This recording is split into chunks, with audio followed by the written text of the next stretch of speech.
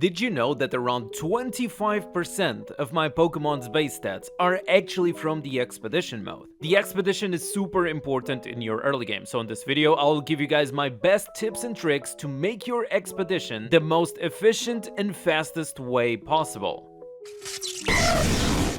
Hey yo, just to let you guys know that I already updated the memberships, okay, of the channel at the end of the video, so I'm sorry for not updating it for so long. And another quick thing, sponsor of this video, Aptoid as usual. If you want to get a bonus of 15% or more on your recharges, you're supporting yourself, you are supporting the channel, use code DANNYV1 on your Aptoid wallet, and if you want more information about it, the link will be on the description. Now let's take a look into the Expedition. Right now it's the day 11 of my account, I am already level 200 of the Expedition, and there's actually different things that you can do in order to speed up the process of the Expedition. But before that, we are going to talk about the basics. The Expedition you will unlock actually very early in the game. The purpose of this game mode is that you will send multiple Pokemon on multiple missions during a day. For each day you have a total of 9 missions that you can do. It's not inflatable in any way by VIP level, and those missions, as you can see, can reward you with multiple items. One of them are the Explorer Stones, that this is what you care about the most. Those Explorer Stones are going to be used to increase the level of your Expedition. Each level will provide you a bunch of stats to all of your Pokemon. Also, the amount of stones required to increase your Expedition level will increase according to your Expedition level. So the higher your Expedition level, the more stones you need. Oh, and how those Expeditions work, basically you just go over here, you click, you select 3 Pokemon depending on the mission. By the way, there are missions that require 2, there are missions that require 1, but most of the good missions always require 3. They go on an expedition for 1 hour and a half, and they will return with your rewards. But as you can see over here, I already have Pokemon that are resting today. That is because you can only send a Pokemon 1 time per day. Oh, and by the way, imagine that you would have multiple Litleos. That does not count, okay? If you send 1 Litleo, you cannot use more Litleos in that day. So the whole evolution line is banned for 1 day. So imagine I send a Charmander over here and you have a Charizard already, you cannot use the Charizard. It is marked as resting. As you can already understand from the screen, there are 3 missions that you can select, and it refreshes every 30 minutes for free. The missions can have multiple rarities, with the highest rarities give you the most rewards. And of course, those are the ones that we want to focus on. But not just that, inside of those rewards, we actually have multiple bonus. First of all, we have the Fate bonus, which in these 2 specific cases, they are always the same because it's Dragon type. You can use any Dragon type Pokemon, any Fire type Pokemon, but then there's like specific missions that they require you to team up with specific Pokemon. So for example, I have a Fate bonus of 20%, but if I go to something else, for example, imagine a Servine and a Murkrow, something like that, you actually get a bonus of 25%. The bonus of 25% is the bonus that will be applied to your total rewards when your Pokemon come back. So in this case, for example, if I select over here all my 3 Pokemon, I have a Fate bonus of 18%, but then I also have a team bonus of 20%. This team bonus is something very interesting indeed, because it's according to the rarity of your Pokemon. And it's not really stable, it's like does not have a set rule, but technically the rarer your Pokemon is, and usually the higher your evolution of Pokemon is, the more team bonus that you obtain. For example, I'm going to select over here Vibrava, and it gives me 6% team bonus, right? And if I select the other one, it gives me 6% as well. But if I go over there, and I go to my Pokemon, and I actually evolve this guy, for example, we are going to evolve it to Ankamoho, and today I cannot evolve it further, it's too expensive. But now, I am assuming it was giving 6%, so I am assuming that this should be giving 8% now. Yes, so if you have Pokemon over here and you can evolve them, because they will give you more rewards at the end of the day, and those small percentages will matter in the long run. So now that I evolved my Pokemon to the most that I can right now, I'm going to send it on the expedition, and in 1 hour and 30 minutes I will collect the bonus. Remember that the bonus was supposed to be 10 of those Explorer Stones, right? But since I had multiple bonuses over there with the teams, I am going to receive 14 instead. We have the team bonus and we have the Fate bonus, giving a total of 40% extra rewards, which actually it was exactly enough to give me 14 stones and not 13. And now that I evolved the new Pokemon, as you can see, I have over here something to claim. What we can claim over here is something that will matter more for the late game, because people in the late game usually struggle with this, which is EXP for your level. Each time that I'm going to level up the expedition, I'm actually going to consume EXP. Right now, I am going to consume 115 EXP, and this is extremely small, because I have like 100k EXP, and I'm going to claim this Pokemon. I have 104k EXP now. But the more you level up the explorers, the more expensive this becomes, and it gets to a point that if you are not careful, you will have a lot of explorer stones, but you will not have EXP. So in order to prevent that from happening, you want to do multiple things. You want to always keep catching new Pokemon.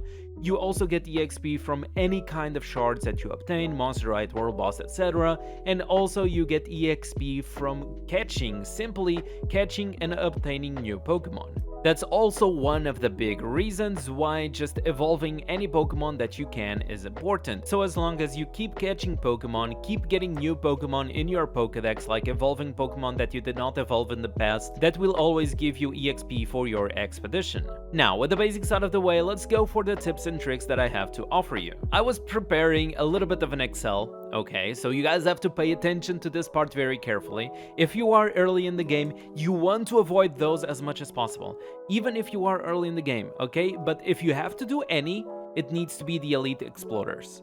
But you try to avoid all of those missions as much as you can, as they only provide like 2 and 4 stones. If we go into the B missions, there are B missions with 6 stones, and there are B missions that reward you with 4 stones. Usually we want, even on the early game, we want to focus as much on the B missions with 8 stones as possible, because you most likely don't have Pokemon to compete for the A missions yet. Even so, if you need to pause the video, feel free to pause it right now so that you can see the Pokemons that you need for the missions. Let me just give you a quick explanation though. For example, on this mission, which is Original Double, and it says over here Charizard, Blastoise, etc. You don't really need a full evolution, okay? It can be the previous evolutions usually. You only have that restriction of evolution in specific missions that mention that they are about evolution, like this one, which is First Evolve. Again, you can pause the video and try to plan the Pokemon that you need for the first evolve. Usually one of the most common combos that you can do on the early game is Charmeleon and Ivysaur. You can also do a Lillipurshian with Muk, that's also a common combo. Rhyhorn with Electabuzz is also a nice one. And maybe something like Poliwhirl and Wobbuffet. Now, keep in mind that all of those Pokemon that I'm mentioning right now, they are very easily catchable over here on the Monster Mist, or you can simply obtain them from playing the game on the adventure. But let's start talking about the ones who start to matter the most in your early game, which are the B missions that give you 8 points and the A missions themselves. You need to adapt these missions to yourself, right? But I'm going to tell you the missions that I was using in my early game. I got the Elekid from playing the normal maps, I got Sandile and Whismur from the Monster Mist, so I was doing the Hazy mission that way. And then I started focusing on the other missions. They were Rock type, Flying type, Water type, and Triple Evolution. Now the Triple Evolution is something that I'm not even doing myself, okay? I just posted it over here so that you can see, but it's something that I never done it. But the Water type and Rock type is something that I could actually do, especially the Water type. You want to focus this on your early game is always the Water type Pokemon. Now I'm going to repeat myself and say that all of those Pokemon matter depending on the Pokemon that you obtain. Maybe you can do some advanced capsules in your early game and you have other Pokemon that you can use, right? Myself, I started using those 3. Those 3 were the big important ones that I used on the early game for those missions, and then I started catching multiple Pokemon on the Monster Mist, such as Croconaw, such as Azumarill. I also caught the Staryu, and later I also caught the Carfish. I have more Pokemon in my PC that I could use, but right now I'm not even doing water missions anymore. Oh, and for the rock mission, these are also Pokemon that you can catch on the mist, at least those 3, which are the Alolan Geodude, the normal Geodude, and the Rhyhorn that you get for free while clearing normal dungeons. Now let's start taking a look at the most important, fire types and psychic types. Not going to lie, psychic types can be a pain to obtain, but once you start obtaining them, they are the best thing ever. Now the easiest psychic types that you could obtain are Wobbuffet, an Execute if you find it on the right weather, and an Abra. if you don't find Execute, you can always catch a Starmie and evolve it. I actually got myself the Staryu for that exact purpose. I got a Staryu, evolved it so that I could have the Psychic type on the Staryu and I could use it for the missions. The Psychic type missions reward me with 10 Explorer Stones, so I was focusing on that. The Dragon type is very hard to obtain, but the Fire type actually rewards you with 12 stones instead, so if you can, you want to focus on that one, right? So let me break it down the Fire type Pokemon that I have over here so that you can catch some yourself. First of all, you start with Charizard, then you can easily catch a Cubone on the Monster Mist and evolve it to Alolan Marowak, and you can also catch this Ghost Fire type Pokemon or Braixen as well, or the previous evolution of Braixen. But after that, most of the other Fire types are not from the normal Mist, they are from the Advanced Mist. One of the things that I used to do when I'm low on the advanced tickets, and most of us are low on the advanced tickets in the early game, is that I usually wait for the map to reset itself. Because if you just wait, for example, this one over here, I have a normal Monster Mist, right? I still have one captured chance left. I am not going to use it, and these Pokemon that are over here visible, they will reset themselves. So I believe that happens like 2 times a day that they reset themselves, or at least 1 for sure. Well, yeah, it's 2 times a day. As it says over here, it's whenever it turns daytime or nighttime, the Pokemon that are visible over here, they will refresh. So what I usually did is that I would use my ticket, right? Imagine that I want to catch the Torchic, I will go over there and catch the Torchic, and then I have 2 more capture chances, right? If I don't have the Pokemon that interest me, I am not going to use those captured chances, and I'm going to wait for the map to automatically refresh itself, and maybe there's another Fire type Pokemon that I want, or maybe there's another Pokemon that I want, right? Okay, maybe I spent too much time on that one, but Pokemon from the Advanced Mist are things like Houndour, Torkoal, Flareon. No, Flareon is actually from the normal? Question mark? I don't remember. We have Vulpix, we have Magmar, we have Torchic, we have Ponyta, and we have Litleo. There's a lot of Fire types over there, and Fire type is actually amazing, giving you 12 Explorer Stones in return, so you really do want to take advantage of that. The other one is the Mount Race. The one that I am using myself and the one that I can recommend is you catch Scyther, also from the Advanced Monster Mist, and you use it with Rhyhorn and Sandile. That also rewards you with 12 Explorer Stones, and that's what you want to focus on the most. But then it comes the complicated ones, and these ones are like for late game, so you don't really need to care as much. Maybe you want to pause the video and prepare yourself for the late game and see what Pokemons you can catch and whatnot. There's a lot of stuff, there's even Overlords. Yeah, I have my personal suggestions down here as well, because you can catch Zapdos and Articuno from the Monster Mist, you can catch Entei and Suicune as well.